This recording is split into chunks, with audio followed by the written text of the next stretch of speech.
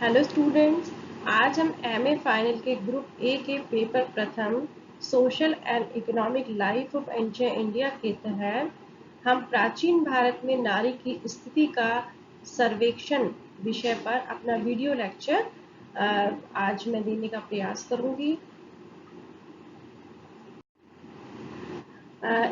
ये जो आज का जो लेक्चर है उसमें हम जिन बिंदुओं पर मुख्य रूप से चर्चा करेंगे वो है कि ये पूरे जो चैप्टर है या पूरा जो लेक्चर है इसको हम 3 भागों में डिवाइड करेंगे। पहला जो लेक्चर होगा वो सैंधव कालीन समाज में नारी की स्थिति किस प्रकार की थी और वैदिक काल में नारी की स्थिति किस प्रकार थी, इस पर आज का जो वीडियो लेक्चर होगा। अगला जो वीडियो लेक्चर होगा वो वैदिकोत्तर काल से लेकर गुप्त काल तक नारी की स्थिति में किस तरह से बदलाव आए या परिवर्तन आए, और जो तीसरा वीडियो लेक्चर होगा वो गुप्तोत्तर काल से लेकर और राजपूतों के समय तक नारी की स्थिति में जो परिवर्तन आए या जिस प्रकार की नारी की स्थिति थी उसका सर्वेक्षण करने का हम प्रयास करेंगे। तो आज के जो वीडियो लेक्चर है उसमें हम वैदिक काल तक या वैदिक काल में नारी की स्थिति या दशा किस प्रकार थी इस पर अपना अध्ययन करने का प्रयास करेंगे। तो सबसे पहले हम सैंधव समाज में नारी की स्थिति की बात करते हैं कि सैंधव समाज में जो नारी है उसका बहुत ही सम्मानपूर्ण स्थान था। सामाजिक और धार्मिक जो उत्सव है उसमें वो पुरुषों के समान ही भाग लेती थी। खुदाई से हमको जो सैंधव सभ्यता की जो खुदाई हुई है उसको उसके में हमें बहुत सारी नारी की मुंड मूर्तियां मिली हैं। इससे यह पता चलता है कि संभवतः जो सैंधव समाज था उसमें नारी की को विशेष महत्व प्राप्त था। जो अगर ये बात करें कि मुख्य काम किस प्रकार का था नारी का, तो अधिकतर जो महिलाएं थी वो गृहस्थ जीवन व्यतीत करती थी और जो समय गृहस्थी के पश्चात जो उनका समय उनको मिलता था उसमें वो सूत काटती थी, क्योंकि हमें खुदाई से हर घर से हमें चरखे प्राप्त हुए हैं जो इस बात की हमें पुष्टि करते हैं। उस समय पर्दा प्रथा का प्रचलन नहीं था। अब हम बात करते हैं वैदिक काल में नारी की स्थिति किस प्रकार की थी, और वैदिक काल में हम जिन बिंदुओं पर नारी की स्थिति को लेकर चर्चा करेंगे वो बिंदु है कि शिक्षा के क्षेत्र में नारी की स्थिति किस प्रकार की थी, विवाह के संदर्भ में नारी को क्या अधिकार प्राप्त थे, नियोग प्रथा क्या थी, क्या उसे पुनर्विवाह का अधिकार था या विधवा पुनर्विवाह की क्या स्थिति थी। इसके अलावा हम बात करेंगे कि नारी को सार्वजनिक जीवन में किस प्रकार के अधिकार प्राप्त थे तथा संपत्ति के अधिकार क्या उसे प्राप्त थे या नहीं थे। तो इन मुख्य बिंदुओं पर आज का जो हमारा वीडियो लेक्चर है वो होगा। तो अब सबसे पहले हम बात कर लेते हैं कि शिक्षा के क्षेत्र में नारी की स्थिति वैदिक काल में किस प्रकार की थी। अगर देखा जाए हम पूरे वैदिक काल की बात करें तो वैदिक काल में पुत्र और पुत्री के सामाजिक और जो धार्मिक जो अधिकार हैं उनमें बहुत ज्यादा अंतर नहीं था। यद्यपि जब हम वैदिक साहित्य का अध्ययन करते हैं तो हमें पता चलता है कि पुत्री की अपेक्षा पुत्रों के जन्म की अधिक कामना की जाती थी, लेकिन इसका यह तात्पर्य नहीं था कि जो पुत्रियों की स्थिति समाज में खराब थी। वैदिक काल में नारी की स्थिति बहुत ही सम्माननीय थी और पुत्री को पुत्र के भांति ही शिक्षा प्राप्त करने का पूरा अधिकार था और उसी की ही तरह उसका उपनयन संस्कार होता था जो कि उसके शिक्षा के आरंभ होने के संदर्भ में किया जाता था। उपनयन संस्कार ही उसका नहीं होता था बल्कि उसको ब्रह्मचर्य व्रत का पालन करा के गुरुकुलों में बालिकाओं की शिक्षा की व्यवस्था की जाती थी। यद्यपि वैदिक काल में लड़कियों के लिए अलग से गुरुकुल नहीं होते थे और वो बालकों के जो गुरुकुल होते थे उन्हीं में ही वो शिक्षा प्राप्त करती थी। हमें ऐसे बहुत सारे उदाहरण मिले हैं जिनसे हमें पता चलता है कि ऋग्वैदिक कालीन जो स्त्री थी वो ना केवल विदुषी थी बल्कि बहुत सारे मंत्रों की रचना उस काल की स्त्रियों के द्वारा किए गए। अगर हम बात करें कि विदुषी स्त्रियों की, तो हमें ऋग्वेद के अध्ययन से हमें लोपा मुद्रा, घोषा, सिक्ता, निवावरी, विश्वारा इत्यादि बहुत सारी जो स्त्रियां हैं उनका हमें उल्लेख प्राप्त होता है। इसी प्रकार से ऋग्वेद के जो प्रथम मंडल है उसके 126वें सूत्र में हमको उसकी जो रचयिता थी रोमशा, उसके बारे में भी हमको जानकारी प्राप्त होती है।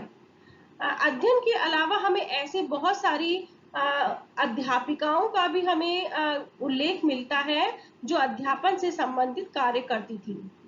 अब बात करते हैं कि ना केवल उन्हें शिक्षा का अधिकार प्राप्त था बल्कि चूंकि जो स्त्री होती थी वो अपने पति के साथ धार्मिक जो क्रियाकलाप है उनमें वो सहभागी होती थी और उसके द्वारा यज्ञ किए जाते थे।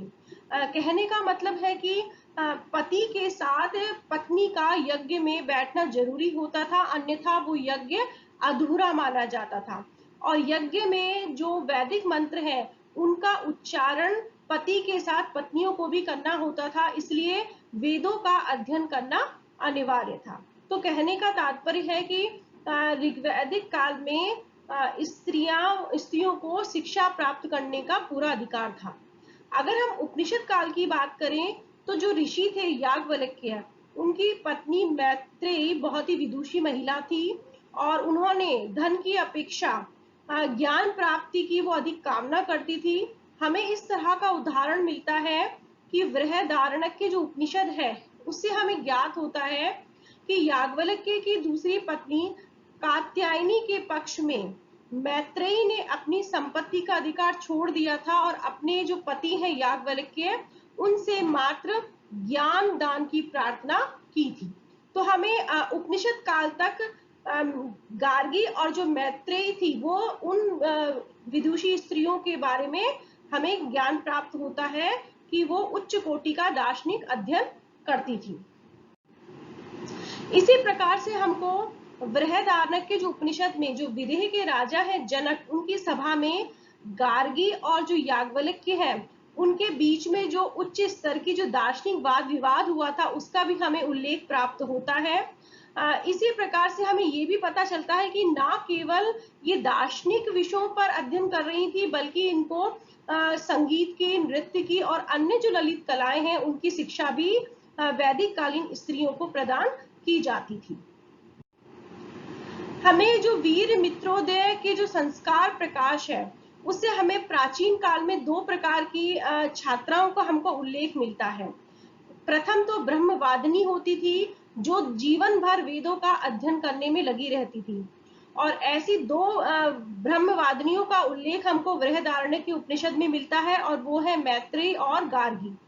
दूसरी प्रकार की जो छात्राएं होती थी या विद्यार्थी होती थी वो सदोवाहा होती थी। ये विवाह से पहले तक ब्रह्मचर्य का पालन करके वेदों का अध्ययन करती थी और उसके पश्चात विवाह के पश्चात ये गृहस्थ आश्रम में प्रवेश करती थी। अब हम बात करते हैं कि विवाह के संदर्भ में नारी की स्थिति किस प्रकार की थी। क्या महिला का या स्त्री का जो विवाह है वो वयस्क अवस्था में होता था या बाल विवाह की प्रथा प्रचलित थी। क्या विवाह का जो स्वरूप है वो एक पत्नी व्रत था या फिर बहुपत्नी प्रथा प्रचलित थी। तो इस संदर्भ में हम कह सकते हैं कि वैदिक काल में जो विवाह था उसको एक पवित्र संस्कार माना जाता था और विवाह व्यक्ति के लिए व्यक्तिगत रूप से ही नहीं बल्कि सामाजिक और धार्मिक जो कर्तव्य है उनकी पूर्ति के लिए विवाह किए जाते थे, क्योंकि कोई भी यज्ञ पति और पत्नी की दोनों का यज्ञ में बैठना जरूरी होता था, इसलिए विवाह यज्ञों को पूरा करने के लिए भी विवाह संस्कार किया जाता था। वैदिक साहित्य में हमें ऐसी कन्याओं का भी लेकिन हमको उल्लेख मिलता है जो आजीवन कंवारी रही और ऐसी कन्याओं को अमाजु कहा जाता था। यद्यपि ऋग्वेद में हमें कहीं भी इस चीज का उल्लेख नहीं मिलता है कि विवाह की जो आयु है वो कितनी थी। लेकिन ऋग्वेद का जो 10वां मंडल है उसमें हमें यह स्पष्ट होता है कि जब कन्या जो वयस्क हो जाती थी उसके पश्चात ही विवाह किया जाता था।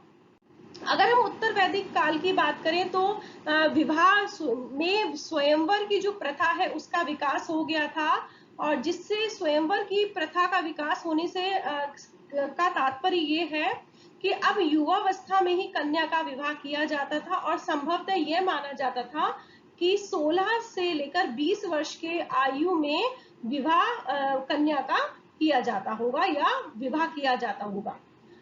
साथ में ही समाज में सगोत्र सप्रवर विवाहों पर प्रतिबंध लगा दिए गए थे, लेकिन इस विषय में ज्यादा हमें कुछ ऋग्वेद में स्पष्ट उल्लेख नहीं मिलता है।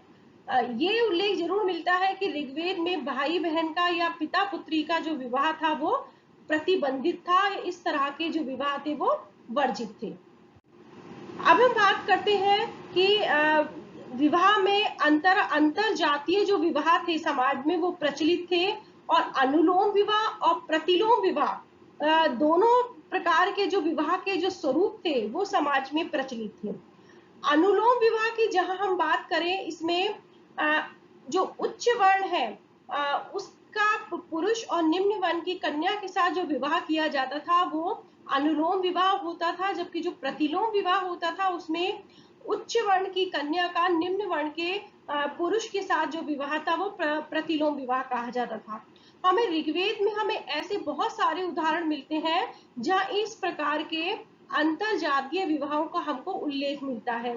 जैसे कि अनुलोम विवाह का अगर हम उदाहरण की बात करें तो ऋग्वेद में ब्राह्मण विमद का राजकन्या कमदु के साथ विवाह, इसी प्रकार से ऋषि च्यवन और राजा ययाति की जो पुत्री है सुकन्या उसका जो विवाह है वो अनुलोम विवाह की श्रेणी में शामिल था। जबकि अगर प्रतिलोम विवाह की बात करें तो हमें ऋग्वेद का जो 10वां मंडल है उसमें महिषी शुक्राचार्य की जो पुत्री थी देवयानी उनका राजा ययाति के साथ विवाह हुआ था, और इसी प्रकार से जो ऋषि थे अंगिरस उनकी जो पुत्री है शाश्वती उसका विवाह राजा असंग के साथ हुआ था।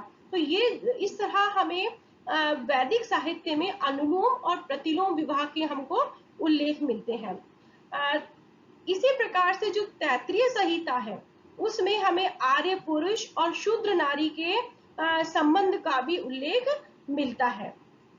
और शतपथ ब्राह्मण है उसमें ऋषि च्यवन और राजा ययाति की पुत्री सुकन्या के विवाह का भी हमको उल्लेख मिलता है।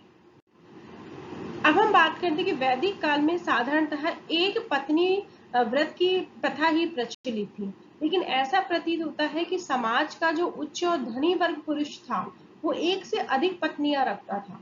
वैदिक साहित्य में हमें बहुपत्निकता के कई उदाहरण मिलते हैं। ऐत्रेय ब्राह्मण से ज्ञात होता है कि जो राजा हरिश्चंद्र थे उनकी 100 पत्नियां थी, और मैत्रायणी संहिता से ज्ञात होता है कि मनु के 10 पत्नियां थी। इसी प्रकार से जो प्रसिद्ध जो दार्शनिक थे याज्ञवल्क्य उनकी 2 पत्नियां थी, और उनका जो नाम था वो था मैत्रेयी और कात्यायनी। इसी प्रकार से अगर हम वैदिक काल में विधवा के संदर्भ में बात करें तो अगर कोई स्त्री विधवा हो जाती थी तो वो अपने माता पिता के लिए ज्यादा चिंता का कारण नहीं थी। इसका कारण था कि समाज में नियोग प्रथा प्रचलित थी, और नियोग प्रथा से तात्पर्य यह था कि अगर कोई स्त्री विधवा हो जाती थी या उसका पति से उसको संतान पैदा नहीं हो पा रही थी तो वो स्त्री को यह स्वीकृति दी गई थी कि वो उसके पति के भाई से या अन्य किसी जो निकट संबंधी है उसके साथ सहवास करके और संतान प्राप्त कर सकती थी। और ऋग्वेद में हमें इस प्रकार के बहुत सारे उदाहरण मिलते हैं जब कुछ विशेष परिस्थितियों में सधवा स्त्रियों के द्वारा ही पति के जीवन काल में ही अन्य पुरुषों के साथ संबंध स्थापित करने की अनुमति उनको प्रदान की गई। पुरुकुत्सानी का अपने पति की अनुपस्थिति में ही पुत्र प्राप्ति का हमको उल्लेख ऋग्वेद में प्राप्त होता है।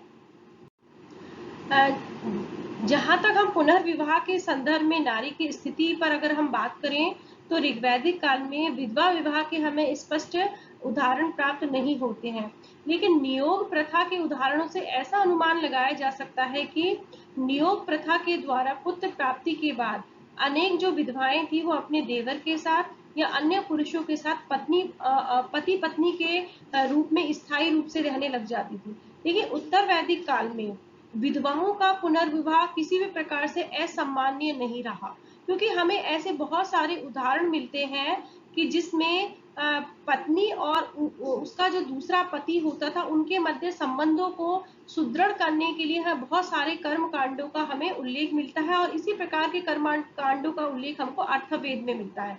तो अगर विधवाओं की स्थिति असम्मानीय होती तो इस तरह का उल्लेख हमको अर्थवेद से प्राप्त नहीं होता। जहां तक सती प्रथा की अगर हम बात करें तो सती प्रथा का इस समय तक किसी भी प्रकार से अस्तित्व था, इसका उल्लेख हमें पूरे वैदिक साहित्य में कहीं भी प्राप्त नहीं होता है।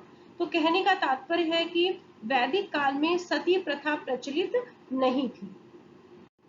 यद्यपि विधवाओं की स्थिति समाज में किसी भी प्रकार से असम्मानीय नहीं थी, लेकिन विधवाओं के संदर्भ में सबसे बड़ी अयोग्यता इस समय यह थी कि उन्हें विधवा होने के बाद उनको अपनी जो पति होते थे, मृत पति होते थे, उनकी संपत्ति में उनको अधिकार नहीं दिया गया था। लेकिन नियोग प्रथा और पुनर्विवाह जो प्रथा है वो समाज में इतनी ज्यादा प्रचलित थी कि जो संपत्ति वह पति के मरने पर प्राप्त नहीं कर सकती थी, वो नियोग प्रथा के द्वारा पुत्र प्राप्त करके उसके संरक्षक के रूप में वो प्राप्त कर सकती थी।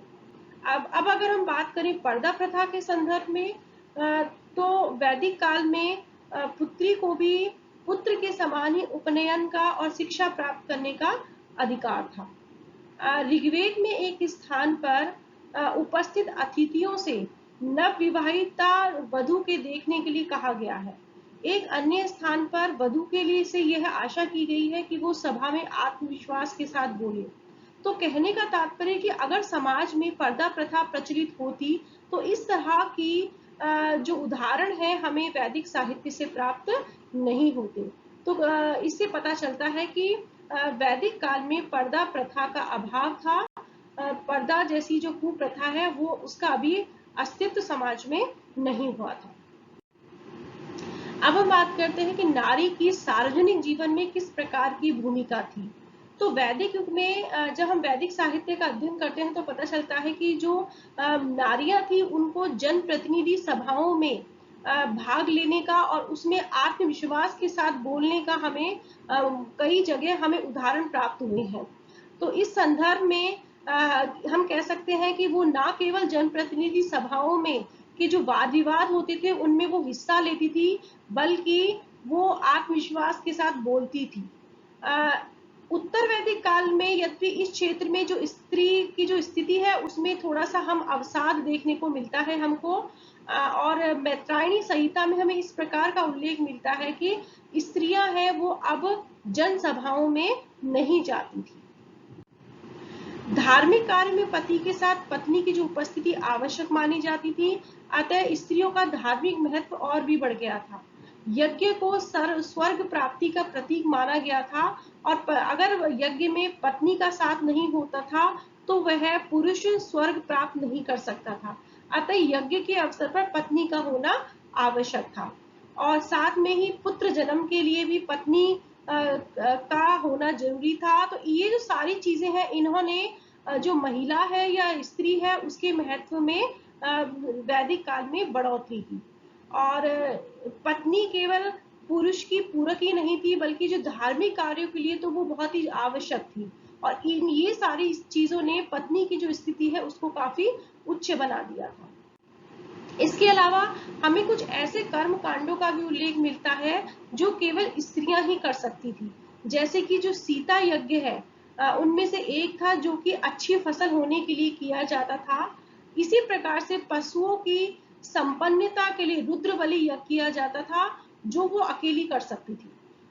इसके अलावा जो कन्याओं के लिए विवाह में शुभ कामनाओं के रूप में स्त्रियां रुद्र याग नाम का यज्ञ कर सकती थी। तो कहने का मतलब है कि समाज में पुरुषों के लिए यज्ञ में पत्नी का बैठना आवश्यक होता था, लेकिन कन्याओं को या फिर स्त्री को ऐसे बहुत सारे यज्ञ करने का अधिकार दिया गया था जहां उसे पुरुष की किसी भी प्रकार की आवश्यकता नहीं थी, वो स्वयं अकेले ही यज्ञ कर सकती थी। और ये जो चीज है इसने स्त्री की स्थिति को काफी उच्च बना दिया था।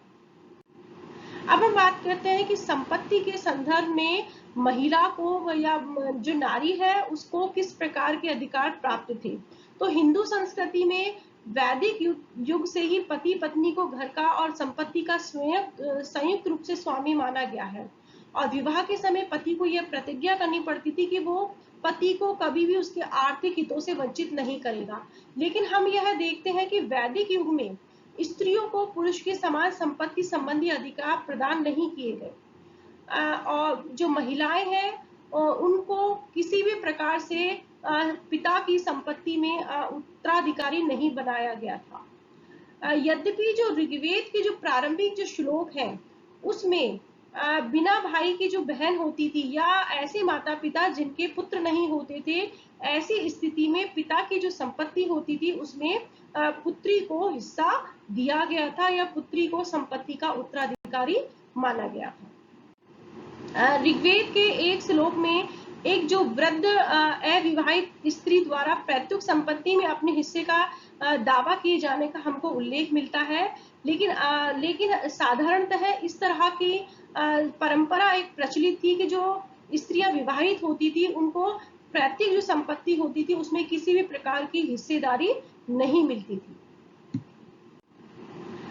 तो अगर हम निष्कर्ष रूप से कहें तो हम ये कहा जा सकता है कि वैदिक जो युग है उसमें स्त्रियों की जो स्थिति थी बहुत ही संतोषजनक थी, सम्माननीय थी और उन्हें सामाजिक और राजनीतिक जीवन में महत्वपूर्ण अधिकार प्राप्त थे, बहुत सारी स्वतंत्रताएं प्राप्त थी। कह सकते हैं कि जो पति और जो पत्नी थे वो एक दूसरे के पूरक माने गए थे।